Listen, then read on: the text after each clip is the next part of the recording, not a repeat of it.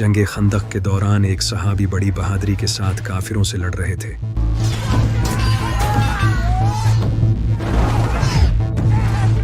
लेकिन अचानक एक तीर आकर उनके बाजू में लगा। इनका नाम था हजरत साद बिन मुआज। जब हजरत साद बिन मुआज रजी अल्लाह तआला अन्हु को वो तीर लगा तो बाकी सहाबा इन्हें फौरन एक खेमे में ले गए और वहां इनका इलाज करने लगे। लेकिन जब सहाबा इनका इलाज कर रहे थे तो उन्होंने हजरत साद बिन मुआज रजी अल्लाह तआला अन्हु के मुंह से कुछ अल्फाज सुने। वो अल्फाज ये थे, ऐ अल्लाह, अगर नबी सल्लल्लाहु अलैहि वसल्लम को अब बनी कुरैज़ा से कोई खतरा नहीं तो मुझे अभी मौत दे दे। और इनकी यह दुआ फौरन कबूल हो गई। अचानक इनके जख्म से खून बहने लगा, जिसके बाद हजरत साद बिन मुआज रजी अल्लाह तआला अन्हु शहीद हो गए। इसके बाद सहाबा ने इनकी कब्र खोदना शुरू की, लेकिन अभी इन्हें दफन भी नहीं किया गया था कि इनकी कब्र से खुशबू आने लगी। आप सल्लल्लाहु अलैहि वसल्लम ने फरमाया, साद को देखने के लिए 70,000 फरिश्ते आए हैं और साद की मौत से अल्लाह का अर्श लर्ज़ उठा है। जरा सोचो, एक सहाबी की मौत से अल्लाह का अर्श हिल चुका है, वो अर्श जिससे पूरे यूनिवर्स का बैलेंस कायम है। कैन यू इमेजिन उस सहाबी का रुतबा क्या होगा?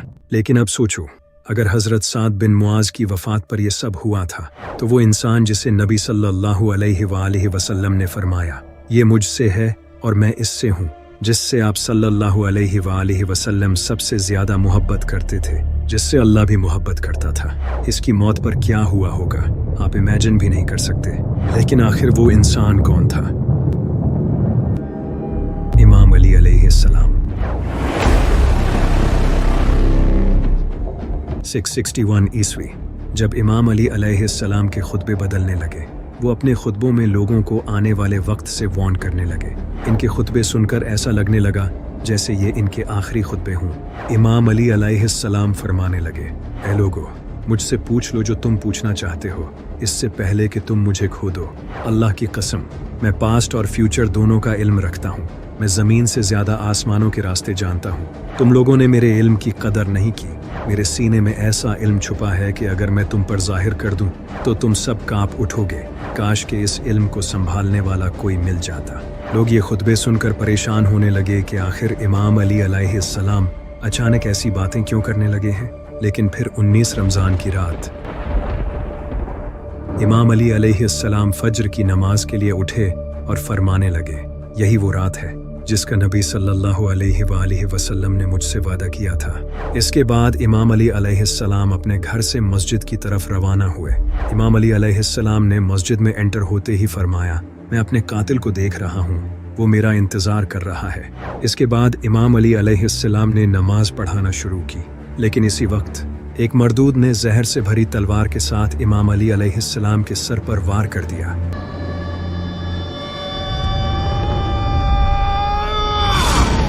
इमाम अली अलैहिस्सलाम ने फरमाया, फुज़्तु व रब्बिल काबा, रब्बे काबा की कसम, अली कामयाब हो गया। लोगों ने इब्ने मुलजिम को पकड़ लिया और इमाम हसन अलैहिस्सलाम अपने वालिद को ले गए और इनका इलाज करने लगे। तभी इब्ने मुलजिम को इमाम अली अलैहिस्सलाम के सामने लाया गया और इमाम अली अलैहिस्सलाम के लिए शरबत लाया गया। इमाम अली अलैहिस्सलाम ने फरमाया, इस शरबत की मुझसे ज़्यादा मेरे कातिल को ज़रूरत है, इसे ये शरबत पिला दो। और साथ ये भी फरमाया, मेरे जाने के बाद इसके साथ जुल्म मत करना, इस पर सिर्फ एक ही वार करना। अगर ये बच जाए तो इसे छोड़ देना और अगर मर जाए तो इसके जिस्म की बेहुरमती मत करना, क्योंकि मैंने नबी सल्लल्लाहु अलैहि वसल्लम से सुना था कि ये बदतरीन गुनाहों में से एक है। इस सब के एक दिन बाद 21 रमज़ान को इमाम अली की वफ़ात हो गई। इमाम अली अलैहिस्सलाम की वफ़ात के बाद कूफे में एक ख़तरनाक तूफ़ान आया।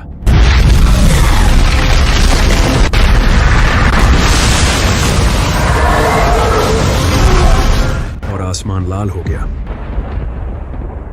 कई किताबों में यह भी लिखा है कि कई स्टार्स तक हिल चुके थे।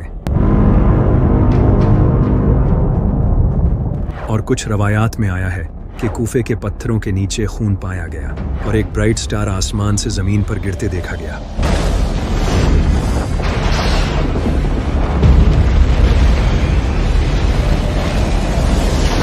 जिसका जिक्र कई हिस्टोरिकल बुक्स में मिलता है।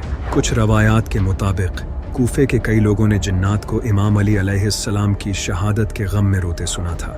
اسی طرح آپ صلی اللہ علیہ وآلہ وسلم کی بیوی نے جنات کو امام حسین کے غم میں روتے سنا تھا، اور یہی سب نبی صلی اللہ علیہ وآلہ وسلم امام حسن اور امام حسین علیہ السلام کی وفات پر بھی ہوا تھا۔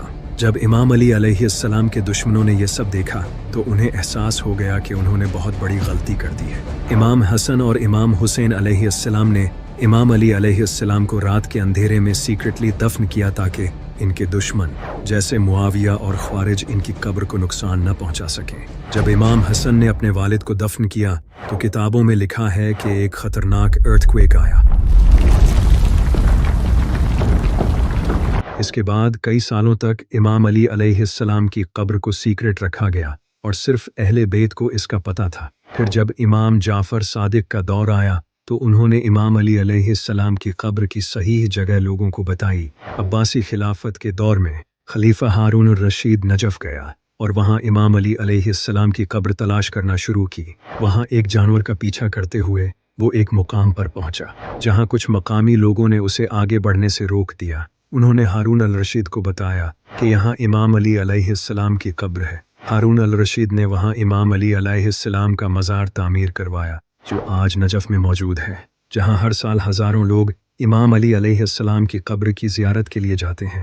19ویں صدی میں جب وہابیوں نے عراق پر حملہ کیا اور ہزاروں لوگوں کو قتل کر دیا، اس کے بعد انہوں نے نجف میں امام علی علیہ السلام کی قبر پر بھی حملہ کرنے کی کوشش کی، لیکن وہاں کے لوکل لوگوں نے بہادری سے اس کو ڈیفینڈ کیا کیونکہ اللہ کے بندوں کی قبریں اللہ کی حفاظت میں ہوتی ہیں۔ امام علی علیہ السلام کی شہادت کے بعد امام حسن علیہ السلام نے ابن ملجم کو سزا دی۔